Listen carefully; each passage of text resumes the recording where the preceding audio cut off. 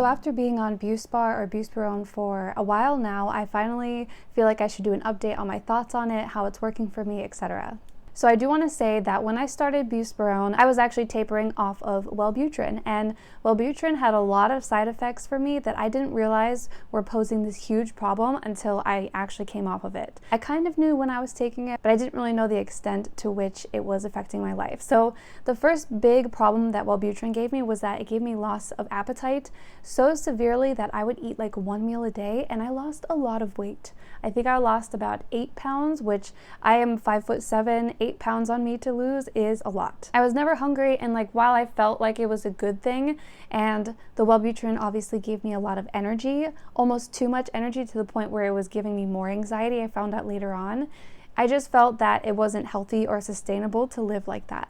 I mean, I was sitting here having to be honest with myself that I was consuming like 500 or 600 calories a day, which you can't sit here and argue that that is healthy for somebody, especially not someone who's active and a teacher. I also found that while I was on Wellbutrin, I felt that my mood was stable, but while I was tapering off of it, my mood became incredibly unstable.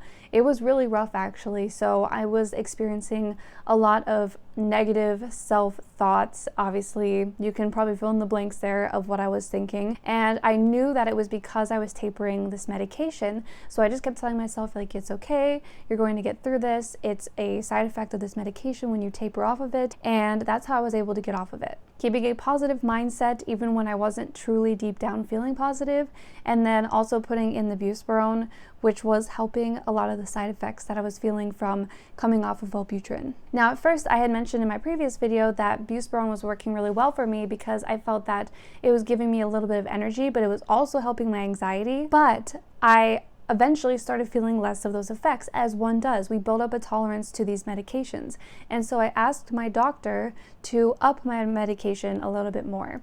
And I'm actually going to see my doctor tomorrow. I find that it is making me incredibly dizzy, giving me brain zaps. So I got bumped up to 7.5 milligrams. And even just that 2.5 milligram increase was enough for me to really feel like I can't even drive when I take it. I can't do anything. I can't think. I can't stand, I can't walk, I can't do my job because the dizziness is so severe. And it's definitely better if I don't have it with food, but like I can't control if I'm going to be snacking during that time, or early in the morning if I take it, how long it's going to take to work in my body, and then by the time I have breakfast it's like 2 or 3 hours later, and that's not really what I want. So I would like to explore other options, but I do know that deep down it does help my anxiety symptoms. But I can't take it close to bedtime because it does have a mildly energizing aspect to it, I have found, or at least a mental focus that makes it so that I can't fall asleep. And then the other thing is that obviously the dizziness is just too much for me to handle. Some people have asked if I've noticed any weight changes since being on it, and I haven't. I am at a very normal and stable weight now that I am off of the Wellbutrin. I definitely don't find that I am hungry more often or less while I'm on Buspirone. I'm at the point now where I am taking half of the 7.5 milligram pill once a day in the morning, and that's it. And I just don't know if I should stay on it or if I should try something else, to be completely honest with you. So maybe I'll wait on uploading this video until Tuesday or Wednesday this week. This is Sunday that I'm filming it, after I speak with my doctor, and if we decide that we want to try something else, because I think that this is not the answer. Not to mention that my health insurance does not cover the 7.5 milligram, but it covers the 5 milligram and the 10 milligram. And whoa, I cannot imagine trying the 10 milligram. Part of me is like, maybe I should just push through this discomfort of like the brain thing, which seems dangerous to me, to be honest. And then the other part of me is like, maybe we should try something else. But I feel like we've exhausted a lot of options at this point. So I have tried Zoloft, I have tried Cymbalta, I have tried Wellbutrin, and now I've tried Buspirone. So the main issue I'm dealing with right now is anxiety, and that's what I want to target. Yes, I'm still taking Klonopin very sparingly and only as needed. So I need to find something that is comparable to that, but a better alternative. And I know that there are some herbs that work almost just as well as Klonopin, and that being magnolia bark extract, because it works on the same receptors that Klonopin does. But the issue with that is that it makes you sleepy, right? And a lot of these things, because they are trying to calm the anxiety, they do make you sleepy. But that's why I loved Buspirone, because it would give me energy at the same time, but it would also help my anxiety. So I just don't know. I don't know what to do, clearly. So I'll be back with an update.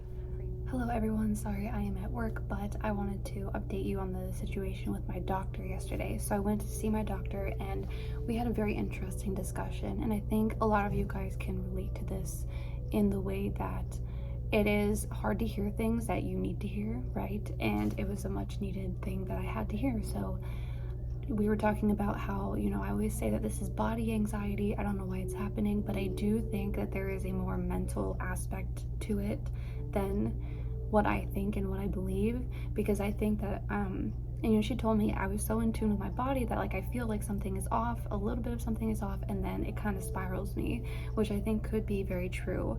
Again, I don't know why it just suddenly started happening to me, these anxiety attacks and whatnot, but once you get closer to my age, I'm going to be 30 in a couple months, I think that these things happen, chemical balances happen, and I think that I want to say like hormones has a lot to do with it, and also the fact that my gut health isn't good because of my Crohn's disease, and I already struggle with a lot of gut health issues, and the gut and brain are so connected. And so we are going to be trying Cymbalta now. I'm very scared about that. I'm taking the generic version. I've heard a lot of good things, I've heard a lot of bad things, and I think it can go either way for me. We will just see. So my plan of action is that I'm going to try it on the weekend on Saturday, where I can be with a friend around.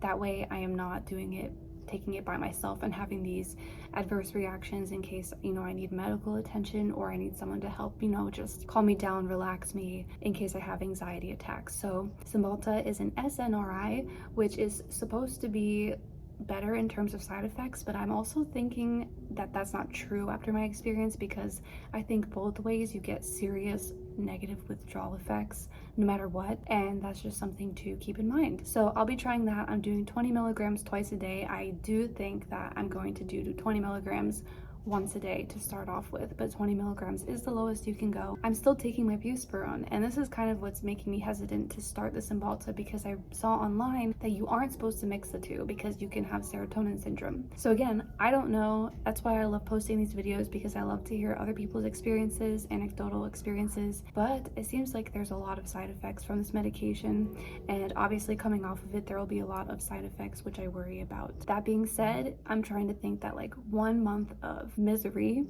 might be worth it if I can get like 5 years of anxiety free without having to take Klonopin. It's like weighing your pros and your cons. So I will know within the first capsule that I take whether it's going to work or not for me, just because of how sensitive my body is. If it's minimal discomfort, I definitely want to push myself through it, because I do hear that like after 2 weeks a lot of those negative side effects go away, but I usually have such a strong reaction that I can't even take a second pill, if that makes sense. So if you have tried Cymbalta and it's worked for you, let me know. If you've tried it and it hasn't worked for you, let me know as well. If you've taken it along with Buspirone or Buspar, I'd love to know that as well. It could be the magic combination for me. I don't know. We will find out. So I'm just gonna get this video uploaded and out there so you guys can see it and leave your comments and everything, and then of course I will come back with another update on my Cymbalta experience if I do go ahead and try it. So thank you so much for watching this video, and I'll see you in the next one.